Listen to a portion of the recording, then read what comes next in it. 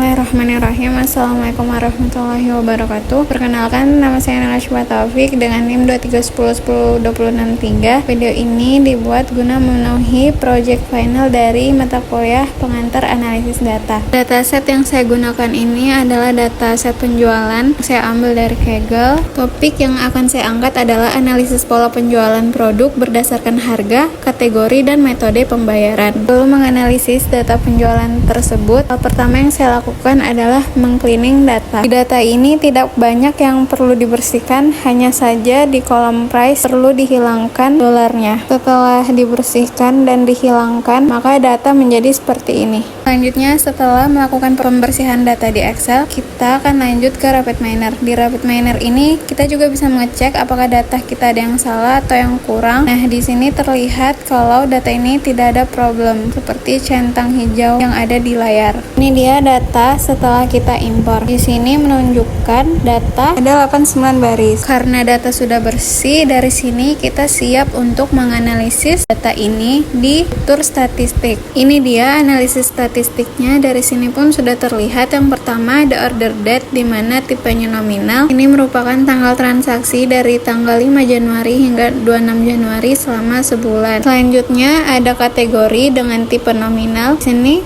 produk kategori terbagi menjadi dua, yaitu ada baju dan kosmetik. Sini jumlahnya cukup seimbang, tapi baju sedikit lebih dominan. Lalu selanjutnya ada price, di mana harga produk berada di rentang $898,70. Ini adalah harga tertinggi hingga $65,360 yang merupakan harga yang paling sering muncul. Lalu selanjutnya ada quantity, di mana minimum pembelian adalah 1, maksimalnya 8, dan rata-ratanya 3045.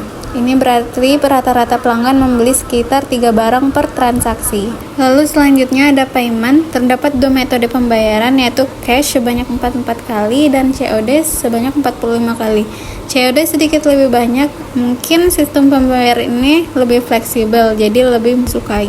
Lalu yang terakhir ada rating. Nilai rating ini berada di rentang 2,5 hingga 5 dengan rata-rata 4,3.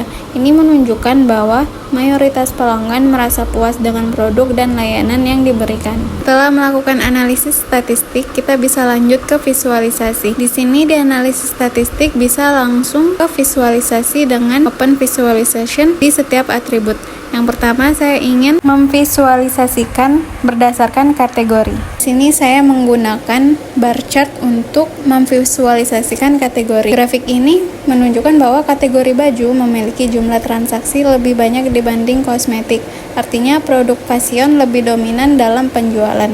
Visualisasi selanjutnya yaitu payment menggunakan pie chart. Sini grafik ini menunjukkan bahwa distribusi metode pembayaran menunjukkan bahwa COD sedikit lebih banyak dipilih dibanding pembayaran tunai. Mungkin pelanggan lebih nyaman dengan COD, menunjukkan pentingnya sistem pembayaran fleksibel. Selanjutnya, visualisasi order date menggunakan line chart. Dari grafik ini, kita bisa melihat tren penjualan menunjukkan lonjakan signifikan di awal bulan, lalu cenderung stabil setelahnya. Insight dari grafik ini yaitu ada spike penjualan di awal bulan, mungkin bisa karena promo awal bulan atau gajian. Selanjutnya ada visualisasi price versus quantity menggunakan scatter plot. Dari grafik ini kita lihat bahwa semakin mahal harga, umumnya kuantitas pembelian cenderung menurun. Meski ada beberapa pengecualian. Insight dari grafik ini yaitu ada korelasi negatif ringan, itu semakin mahal konsumen beli lebih sedikit, tapi korelasinya tidak begitu kuat. Selanjutnya, untuk memvisualisasikan rating, saya menggunakan histogram, di mana dari grafik ini distribusi rating menunjukkan bahwa mayoritas pelanggan memberikan penilaian tinggi terutama pada 4